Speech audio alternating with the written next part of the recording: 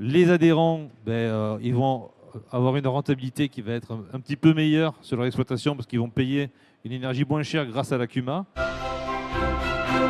Le lien qu'on a mis entre l'autoconsommation collective et les CUMA, c'est en première partie par rapport aux adhérents des CUMA et à la manière dont les CUMA fonctionnent. Aujourd'hui, il y a un mécanisme qui existe, qu'on a mis en place sur le territoire en France, qui n'était pas forcément fait pour les CUMA, mais qui s'y adapte vraiment. Nous, on a fait une petite plateforme qui s'appelle Iris Solaris Green Tarif et qui permet en fait à chaque producteur de créer une boucle d'autoconsommation autour de son projet. Donc nous, en étant producteur, on a à peu près 2000 sites qui sont accessibles sur cette plateforme.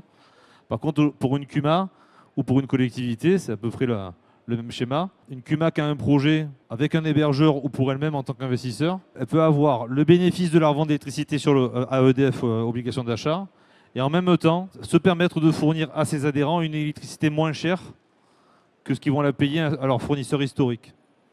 Et en fait, l'idée, c'est d'avoir cet intermédiaire, de dire que les adhérents, ils vont avoir une rentabilité qui va être un petit peu meilleure sur leur exploitation parce qu'ils vont payer une énergie moins chère grâce à la CUMA. Et la CUMA, elle va bénéficier d'un tarif au-dessus de ce qu'elle peut revendre à EDF. Et du coup, elle va avoir un revenu supplémentaire qui va permettre de faciliter le fonctionnement de la CUMA.